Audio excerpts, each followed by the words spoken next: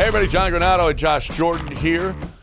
We work at ESPN 97.5, so if you would listen, that would be great. Josh also works at sportsmaphouston.com. Check that out. And hit subscribe if you haven't yet, so you get all of our content here at SportsMap HOU. Dana Brown had said the biggest issue with Cristian Javier is fatigue. If that's the case, how does Dusty handle him down the stretch here? Yeah, he said that he doesn't think he's as sharp right now because he's tired. So I look at how they're trying to take some innings off of JP France, how they're trying to do that with Hunter Brown. Why not do that with Javier right now? Give him the same treatment, just to take a few innings off him as we're getting ready to hit the postseason. Why not try and get him a little more fresh? That makes a lot of sense to me. So we know Dusty. He's all about veterans, right? And Javier just got paid. And he doesn't want to – listen, if he started France and then piggybacked Javier, how would that look? That's what Dusty's about. He's not going to put in Javier at first base over Abreu. He's not going to put Javier in behind the plate ahead of Maldonado. It's just not where you are in your career means everything to Dusty. He really, really looks at veterans.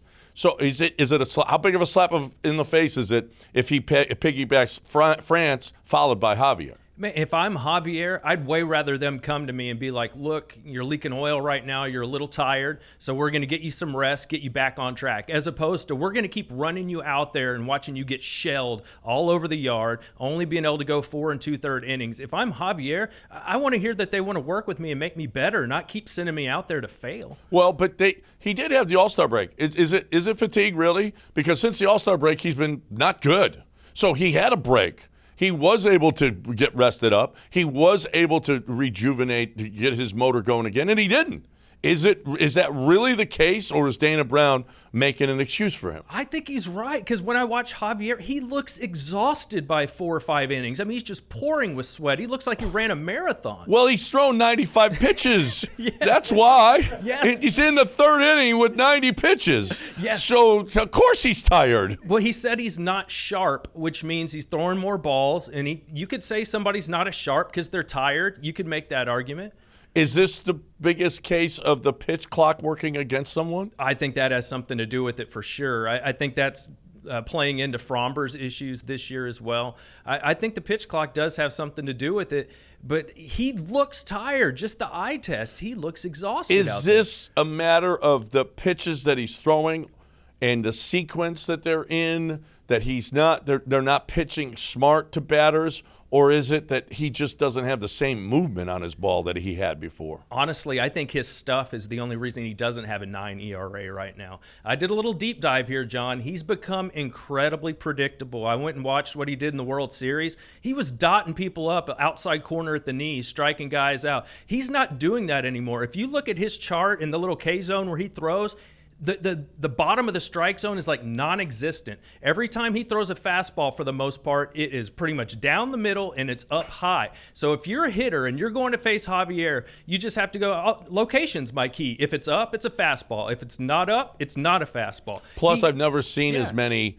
non-competitive pitches as he's thrown. Yeah. They're up. They're all his sliders. Why did you even throw the pitch? That's why his pitch count is getting up so high. I mean, he's getting to 3 and 2 on so many batters. They're following off pitches that are just and then walking guys on non-competitive pitches. And it's just not him. What the hell happened to him? What bothers me is I get it. He's going to throw up with the fastball. That's where his bread is buttered. That's how Verlander gets a lot of guys out. But Verlander also spots that fastball outside corner at the knee, and then he works the slider off of that. That used to be in Javier's repertoire. It seems to be gone right now. Yeah, and that rise, it's gone. It's not the same. It's just not the same. Nothing's the same. He's got to get back. If he gets back, Verlander, Fromber, and Javier at the top of the rotation, holy cow. And with this lineup, even if they're a wild card team, they're still the team to beat. In my mind, they are. But if he doesn't get back, then that takes a lot off of this rotation. Yeah, and just one final point I want to make is how much do we think Dusty is really going to play JP France and Hunter Brown in the starting rotation come playoff time? But they're taking innings off them now, to save them and not give them too many pitches. But if you're not going to use them that much in the postseason, wouldn't this be a good time to give them a few more innings and take some off of Javier? Dusty loves his veterans, So why are we so concerned about Hunter Brown and J.P. Francis' pitch count? They don't look tired to me like Javier does. No, but they might. But listen, they've never pitched as much as they've pitched so far right now. So are you saying that they're not going to? He counted on Hunter Brown last postseason, and he was just up for 1 month.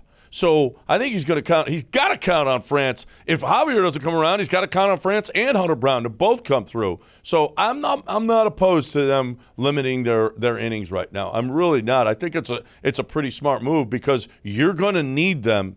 Listen, I'm assuming you get to the postseason. You're going to need them once you do get to the postseason. No, I don't. I like what they're doing right now with France and with Hunter Brown. Don't get me wrong. I'm just saying when they do need them in the postseason, it's probably be for a couple innings. It's not going to be to start a game and go 7. So that's what I'm getting at. I gotcha.